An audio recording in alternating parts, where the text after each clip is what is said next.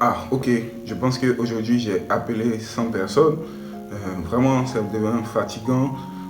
Ce marketing-là, je ne sais pas comment on va avancer dedans, mais c'est un peu trop chaud pour moi. Franchement, de nouvelles stratégies, ce serait pas mal et tout. Tu as déjà vécu ça, peut-être? Tu prospectes, pas de résultats. Tes contacts sont finis. Aujourd'hui, je vais te montrer quelle balance est-ce qu'il faut choisir entre marketing relationnel traditionnel et marketing relationnel digital. Salut à toi, bienvenue dans cette nouvelle vidéo. Je suis Ben Andon, coach et entrepreneur web. Mon équipe et moi aidons aujourd'hui plus de 1000 personnes à développer leur activité de marketing relationnel. Si, tout comme moi, tu es fan de marketing relationnel, de leadership et de développement personnel, je t'invite à cliquer sur la cloche de notification pour recevoir des notifications lors de nos prochaines vidéo. Alors aujourd'hui, j'aimerais aborder cet aspect-là qui est très important de faire du marketing relationnel soit traditionnel ou soit digital. Quelle approche est-ce que tu dois avoir?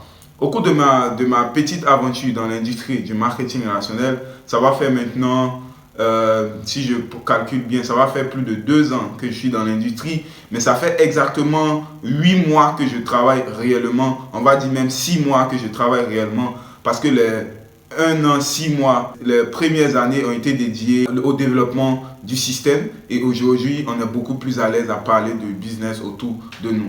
Quel système est-ce que toi, aujourd'hui, tu dois adopter dans ton business de marketing relationnel? Est-ce le système traditionnel ou est-ce le système 2.0 que nous on a baptisé MLM 2.0, le système digital? Il faut comprendre que dans le système traditionnel, il y a ce qu'on appelle la prospection. On te demande de faire ta liste de contacts dans un cahier et que cette liste de contacts, tu dois tous les appeler. Et quand tu vas les appeler, prendre rendez-vous dans des bureaux physiques et échanger avec eux, soit dans des conférences, soit dans des bureaux physiques et échanger avec eux. Si ça marche, ok, c'est bon. Si ça ne marche pas, c'est pas bon. Et le système digital, c'est lequel? C'est le système où tu as des stratégies en ligne, où tu prospectes en ligne, tu as des gens qui vont dans ton tunnel de vente. J'ai fait plusieurs vidéos qui parlent de comment prospecter sur les réseaux sociaux et comment est-ce que tu peux présenter ton business grâce au tunnel de vente. Donc, tu pourras regarder dans la description pour récupérer les vidéos et les regarder si ça t'intéresse. Mais le système digital, c'est celui-ci.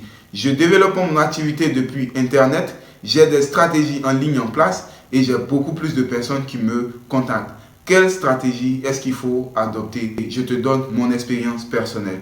Je pense personnellement qu'il faut faire un combo. Aujourd'hui, il n'est pas question de éliminer les stratégies traditionnelles et adopter que des stratégies digitales. Il n'est pas aussi question d'éliminer les stratégies digitales pour adopter les stratégies traditionnelles.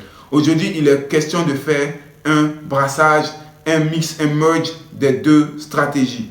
Comment ça se passe? Peut-être qu'actuellement, je suis travailleur ou bien je n'ai pas l'habitude de prospecter physiquement sur le terrain. Je vais mettre mes stratégies digitales en place. Quand je mets mes stratégies en place, je vais directement aller sur Internet pour prospecter. Et quand je vais prospecter sur Internet, les gens vont me contacter. Par exemple, moi, à Abidjan, je prospecte sur Internet.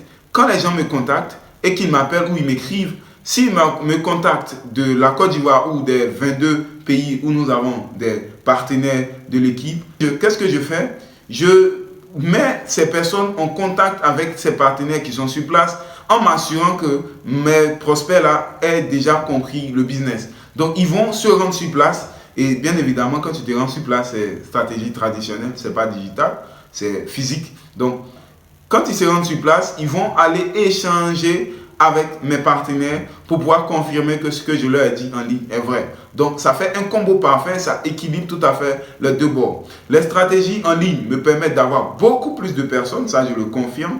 J'ai beaucoup plus de personnes qui m'écrivent aujourd'hui par rapport à l'opportunité et les stratégies physiques me permettent de confirmer que j'ai un business sérieux sur le terrain.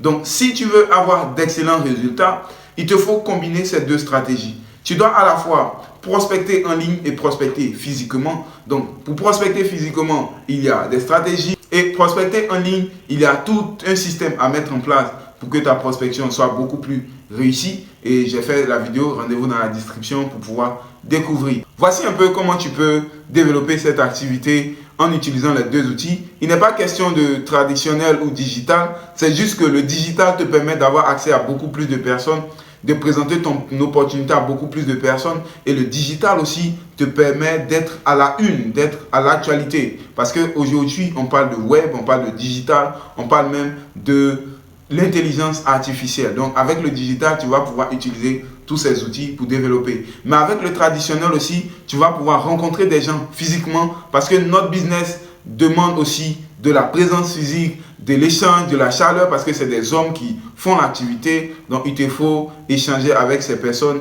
physiquement. Du coup, en combinant les deux, tu auras beaucoup plus de résultats, tu auras beaucoup plus de personnes qui vont t'écrire. Alors, merci d'avoir suivi cette vidéo. Si tu as aimé, tu lâches un pouce bleu et tu écris en commentaire ce qui t'a marqué le plus. Si tu penses que je dois faire une vidéo d'explication de d'autres aspects de l'industrie, tu peux écrire en commentaire. Nous allons voir comment est-ce que nous pouvons développer ça pour t'aider et aider aussi ton équipe. Si tu ne sais rien de l'industrie du marketing relationnel, je t'invite à cliquer sur le bouton dans la description pour récupérer ta formation gratuite sur comment tu peux développer ton business de marketing relationnel en 3 étapes grâce au digital. Merci beaucoup d'avoir suivi cette vidéo et rendez-vous dans la prochaine vidéo.